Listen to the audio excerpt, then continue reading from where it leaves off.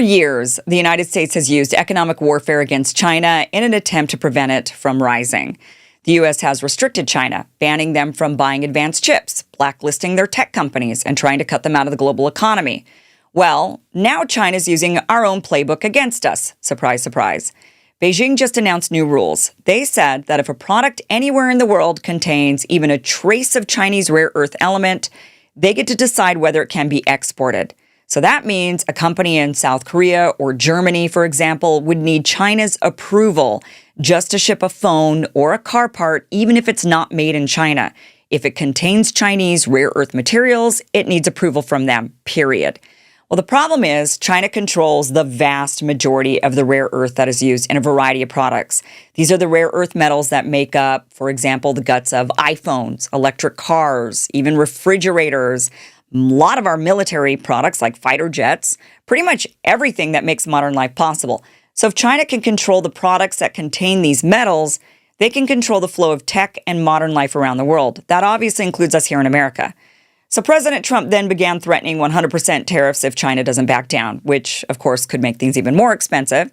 He also today signed a rare earth deal with Australia, but it really won't matter much since pretty much everything is manufactured outside of the U.S. and, of course, outside of Australia.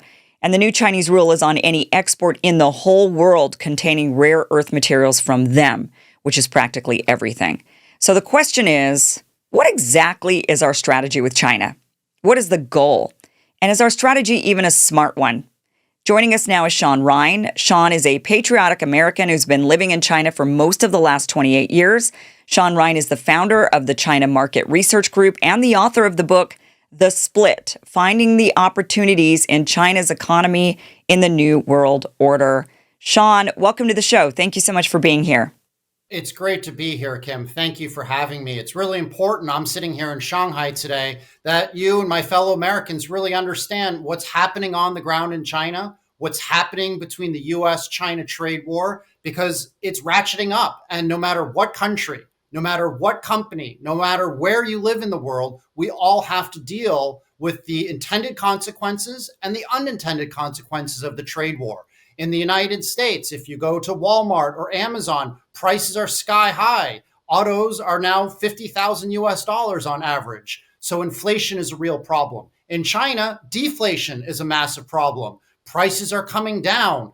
So people aren't buying homes or big ticket items like cars because they think prices will be cheaper in the next month. So the world is under a very difficult time. And a large part of it, frankly, was started in 2018 by President Trump when he launched the trade war against China. Now, many of my fellow Americans have been listening to Trump and to Scotty Bessent, the Treasury Secretary, in the last couple of weeks, when they say, we're surprised. What were the Chinese doing? Why did they put rare earth export controls from China? This is going to hurt the United States. We're not going to be able to power our 7 trillion consumer electronic industry without Chinese rare earths. And they've acted surprised. But the truth, Kim, is that this is just a retaliation. This was just a response from China to the United States, who has been trying for really 7 years now under both President Trump and President Biden to contain China's economic growth, destabilize China's political system,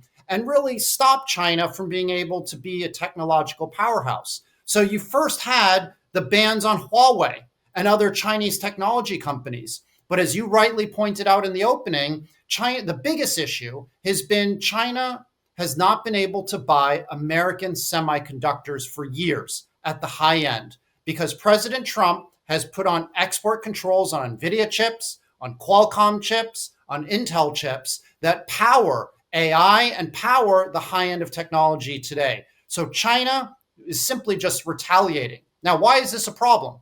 Because China basically has a stranglehold on the world's rare earths. The reality, though, is that actually rare earth itself, despite the name, is not that rare. You can get rare earth in Saudi Arabia, in Brazil, Russia, even the United States. The real issue is that China has a stranglehold on refining technology that refines rare earth. So China refines about 85% of the world's rare earth supply and about 98, 99% of the premium high technology level rare earth, which is needed to power a Ford F-150 pickup, which is needed to power an Apple iPhone, and most importantly, which is needed for our radar and our weapons to ensure our national security. So this is the issue that Americans are facing: high prices and an inability to buy key components because China is just, in my mind, even though I'm a red-blooded American, is retaliating to the provocations and bullying from the United States, not just over the last couple months, but over the last 7 to 8 years, Kim. Yeah. I mean, I think what the root of the issue for America is the rising China. It's not just it's the losing the grip on international power. China's a massive country, lots of people, 5 times the population. And if China rises up, I mean, China will absolutely become the dominant world power. I mean, and that's what I think the United States is afraid of and is trying to stranglehold China and trying to delay as much as possible China's rise. I think that's kind of at the root of all of this, right? It's not just, we could do a tit for tat about this, that, or the other, but the reality of it is it's just the US is afraid of a rising China. And the US has had a particular response to try to limit China from the trade war to muscling about Taiwan and threatening about Taiwan. There's a variety of things that the U.S. has tried.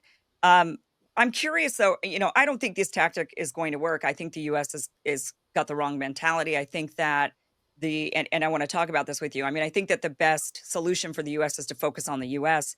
and to try to compete rather than viewing China as an aggressive adversary or a enemy. I mean, that's the problem that I have with the rhetoric, is turning China into an enemy when in reality China is a competitor and we're losing in the sport. It's like playing a football game, and instead of just trying to perform better and coming up with better plays and having better players and better strategies, we're instead rigging the game. We're trying to like undercut, we're trying to cheat, we're trying to go into their locker room and like slice the ankles of their players or something. I mean, it's like we're doing all these strange things rather than just compete fair and square and try to be better.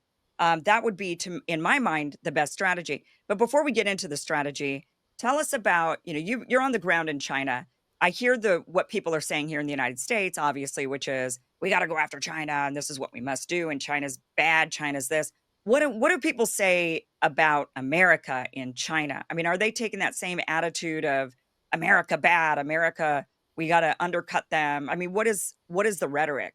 Well, that's a great question. Actually, most Chinese still love America and they actually respect our political system. They respect our value system and morals, and they also like our idea of freedom. That's why when you look at it, so many Chinese, there are 300,000 Chinese students studying in the United States right now.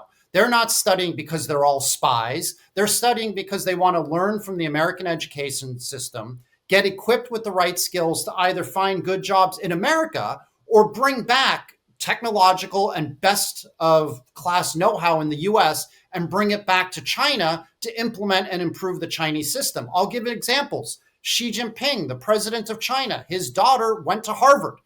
Jiang Zemin, the former president of China, his grandson went to Harvard. Deng Xiaoping, kind of the paramount leader, his grandkids went to Duke. Hu Yaobang, the party secretary in 1986, who when he died is what kicked off the protests in Tiananmen in 1989, his grandkids went to Yale.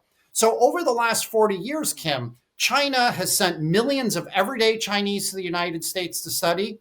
China's leaders have been sending their kids and grandkids not to the Soviet Union or later Russia, but to the United States to study because they really actually embrace America. So a lot of them feel betrayed at what's happened since 2016, when Trump first started the trade war, because they felt we can work together. We can make, and let's go in for a second. Like the Palantir CTO just wrote an op-ed in the Wall Street Journal yesterday saying that it was due to American benevolence that the Chinese rose from pandemic poverty, and now they're stabbing us in the back. That's not true. I was here in the late 90s. What happened was American industries were collapsing in the South. And so the unemployment rates were too high because people weren't willing to work in the factories. Environmental regulations were too high, so it was too expensive for these companies to compete. So what did they do, Kim? When China entered the WTO in the early 2000s, they shifted all of their manufacturing to China, saving these American brands. And the Chinese were able to get hard capital and frankly save them from a life of pandemic poverty. So people were toiling in factories 10, 12 hours a day, making the iPhones, making the Nike Air shoes, making the products that everyday Americans love. So the symbiosis of the two countries working together benefited China, to be honest, but also benefited the United States, to be honest. So there's a rewriting of history by Yeah. people like the CTO at Palantir, by a lot of politicians. And so they're attacking China and calling them, as you say, an adversary, when what we should do is be American first. Instead of trying to contain China's economic growth and technological ability, we should be investing in technology in the United States. We should be building Yeah. rare earth refineries. We should be investing in manufacturing plants. We should outcompete China and do it fairly rather than trying to cut them in the Achilles tendon, as you mentioned, as if you were in a locker room. Now, the other thing, Kim, is all of these export controls are actually strengthening China. What do I mean? So Jensen Huang, the founder of NVIDIA, last week said that NVIDIA used to have a 95% market share in China, and now it's down to 0%. And he's losing 17 billion US dollars a year of revenue selling to the Chinese. China used to buy 350 billion US dollars a year of American semiconductors and other technology. Now what's happened? Because of the inability to buy American technology, China over the last 7 years has spent hundreds of billions of dollars building up a homegrown indigenous innovation. So now they have chips from companies like Huawei, Huahong, Cambricom that aren't quite yet as good as that in the United States, but it's close enough. And I can guarantee you in the next 3 to 5 years, they'll catch up to America. If the Americans can make something, if the Japanese can make something, then certainly the Chinese can too. We're shooting ourselves in the foot. We need to take an American first attitude, build in America, outcompete China, not try to hurt them unfairly, because it's just going to bounce back and hurt us in the foot. Yeah, I mean, the strategy of cutting them off and trying to isolate them, like you said, is completely backfired. I mean, the intent of it was, well, if we isolate them, they can't grow, right? I mean, that's the idea. That's the basic idea. But instead, they said, "Oh, well, then I guess we have to rely on ourselves." and and now they're and then once they rely on themselves, I mean, then they don't if they don't need anybody else, then they just grow and grow and grow, and there's no way to stop it at all. But really, should we even stop it? There's no way to. It doesn't even matter if we come to a conclusion of yes, we should stop it. We need to stop China. You can't. So if you can't, then live with it. You can't stop China. So what do we do now? So let's talk about the America First attitude. What should be done? What America should do in response to all of this? I mean, obviously, we should be relying on ourselves more, building more in America. Is China afraid of that, do you think? I don't think China's afraid of it. I think they understand that it makes sense for America to build up its own technology. And frankly, China has been de-risking from the United States over the last 7 years. I'll give you some numbers. In 2017, 17% of China's exports went to the United States. That number is down to only about 12%. So it only accounts for about 2.5% of China's GDP, which is why when Scotty Bessent, the Treasury Secretary, says that America has the upper hand in the trade war against China, he's either deluded or he's getting misinformation from his colleagues, because China now is selling 18% of their exports to ASEAN. When you go to, say, Singapore, BYD, a Chinese automaker, has replaced BMW and Toyota as the largest seller of autos in that country. I was just in Saudi Arabia, and you see Alibaba and Huawei, which are major technology companies, that you have their buildings all over Saudi Arabia. So what's happened is China has become the major mover for technology in the global south, or I like to call it the global majority. And here's the thing. Because of what the United States did by weaponizing SWIFT, weaponizing the US dollar, weaponizing technology, and confiscating assets, not just from China, but also from Russia, that has scared the global majority. A lot of other countries now just don't trust the United States. So they want to buy technology from China. Let me give you an example. Malaysia spent 5 billion US dollars trying to build up data centers. But in his last week in office, President Biden has banned the export of NVIDIA high-end chips to Malaysia, putting a kebab in their multi-year plan to become a data house center. So it's not just China. And a lot of my American friends and fellow Americans don't realize that the world is shifting towards China's orbit. America cannot keep China down. China is the largest trade partner of 130 nations. There are only about 180, 190 in the world. So how can America be so arrogant to think that they can or should contain China? Instead, we need to be building up our own drone industry in the United States. We need to be building up our own pharmaceutical sector in the United States. 95% of ibuprofen and antibiotics come from China at some point. So it's important that we build and secure access in America, not because China's evil. I love China.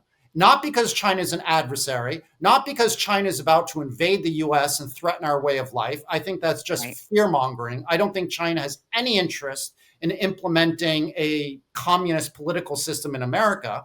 But we do need to compete fairly, which will create scales of economy, lower prices for Americans, and more innovation. We need to do things the right way, the way that America maybe didn't always do in the 1950s, 60s, 70s, and 80s, but at least we aspire to doing things the right way. Free markets, fair competition, not bullying of other countries. I keep hearing the same rhetoric that I've been hearing for 30 years, maybe even longer, maybe 40 years now. I've been hearing the same rhetoric, which is it's always the same story. And they keep saying soon China will be the world, China will be the global leader in the world economy. Been hearing this for a long time. Soon, like not now, but soon, always within the next couple of decades or the next whatever. And I'm still hearing that soon China will be the world leader, although some are saying it's already happened and it's time to just face reality. The second thing I keep hearing, and I've been hearing this for decades, is China's about to collapse. I've been waiting for China to collapse for decades because I keep hearing it. Oh no, China's economy is on the brink of collapse and they're just about to go under and China's about to just totally. What is that about? What is this narrative that China? First of all, do you think China's already the global leader in the world economy, or do you think they're how many years off if they're not right now? And why is it we keep hearing these stories of China's about to collapse? I mean, these are meant to make us feel better, like we're still the leader, and don't worry, China's about to collapse anyway. It's weird, isn't it? I mean, one minute you hear someone saying China's about to collapse. The next minute, the very same person is saying China's going to invade and take over the United States. There's this sort of like almost a mental illness when it comes to what China really is. And I think part of it is due, frankly, to two things. The first, I think, is bigotry.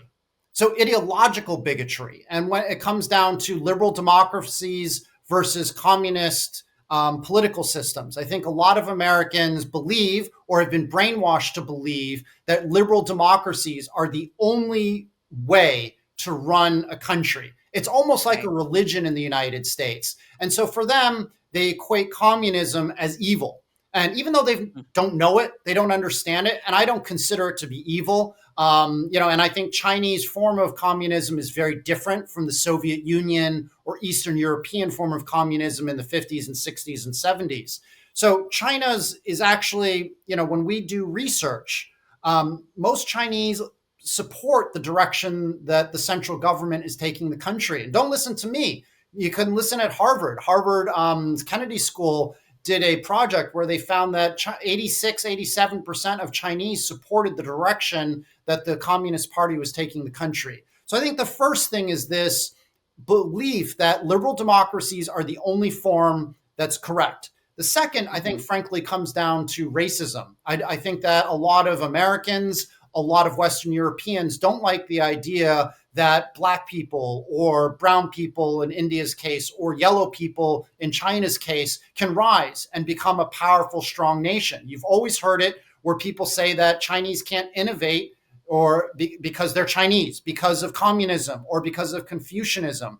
That's something that I've heard for 10, 20 years that I've been here, that Americans say Chinese can't innovate. But obviously, that's just not true. So I think we have this weird mix of fear, bigotry, racism that's underscoring a lot of American policy making towards China. and a large part of Mhm. it is just misinformed. And it's for me. I would say I'm not. Sometimes people call me an apologist for China or a shill for China. I'm not. I think I'm fairly neutral. I love the United States. I think I'm a China realist. I'm Mhm. saying that China is rising because it is. It's telling the truth. China is going to become innovative. It is. It's the truth. And I think that too many in the United States are not willing to listen to people like me who are on the ground, who do love America, but want to be fair and balanced in how we approach what's happening in China. Yeah, I get called a China shill all the time too, and I always have to point out, you realize I'm Vietnamese, right? And like Vietnamese, Vietnam and China don't have the best The best relationship, relations. right? Vietnamese tend to not like China and Chinese, and but nonetheless, I do think you're right that there is a bit of, well, there's xenophobia in that people they don't understand. It's a totally different culture, right? So it's East and West. It's not the West where you could kind of understand Europeans or you can maybe even understand Russians to a degree, but China is such a different world for people that they really just cannot wrap their mind around it. Mixed with the anti-communist rhetoric. And I agree with you that I mean, communism is not for me. I have family that still lives in communism in Vietnam.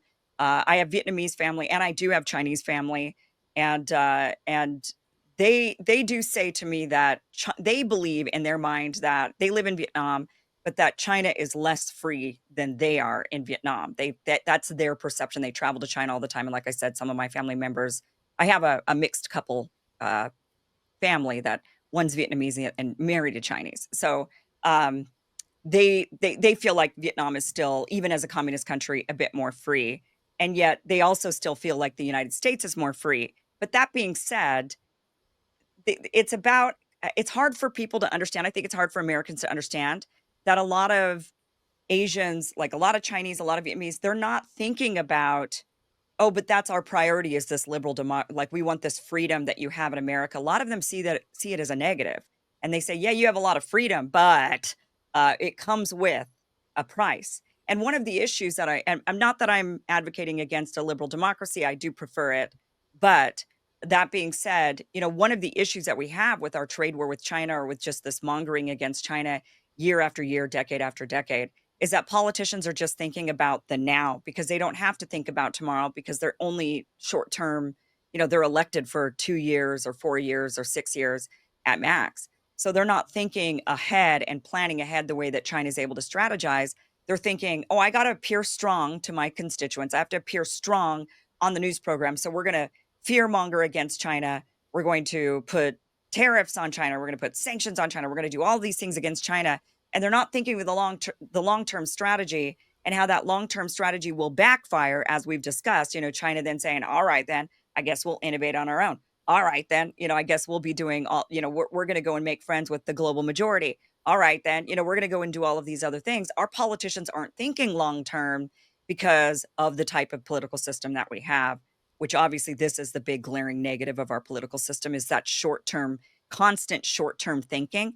America can't get ahead when we're thinking in 4-year increments and only in 4-year increments. And then the next guy comes in and changes everything suddenly and says, do away with everything the last guy did the last 4 years and we're going to change it. And I mean, what we saw with Trump and then Biden and back to Trump was for every 4 years throwing everything in the garbage and then restarting. And that strategy is obviously failing the country. So, and a lot of Asians, I think, in the East look at that and say, you guys have some serious issues with your political system and you have a perceived sense of freedom, and which may be true in certain areas when you don't really have freedom. And look, just knowing from my own personal family the differences of what the values are, and I think maybe it's easier for people like you or myself to talk about things and understand things because we have such diverse backgrounds, being both Caucasian and Asian, and having those family ties, which make us, you see things totally differently from that perspective when you're not just viewing things or living in a place, but you're intimately involved in two different cultures, right? From a very personal level, it helps you understand the values and there's just a different set of values. And that's why, we keep pushing liberal Western democracy on Asians. And they're like, why you keep pushing this on us? Like, we have different values than you. And you could sit there and make a really strong argument that I could make an argument that the Asian side is better and more productive for sure. My Asian family, Asia in general, Asians in America. I mean, you look at Asians in America, when you look at the group that's outperforming the highest paid group, the group that has the highest salaries, it's Asians in America. And actually right now it's Asian women in America are outperforming everybody in this country. So there's a work ethic, there's a mentality, there's a difference there that is working. And maybe Americans should kind of look at the Eastern philosophy and the Eastern work ethic, and maybe rather than demonizing it and saying it's obviously wrong and not working. Well, obviously it is working, because look at how fast China rose. Look at how Asians are performing in the United States. I mean, the numbers don't lie. Thank you for watching this clip from the full Kim Iverson show, which you can catch Monday through Friday, 2 p.m. Pacific, 5 p.m. Eastern at KimIversonShow.com. It is free for you to watch. Again, 2 p.m. Pacific, 5 p.m. Eastern, KimIversonShow.com. See you there.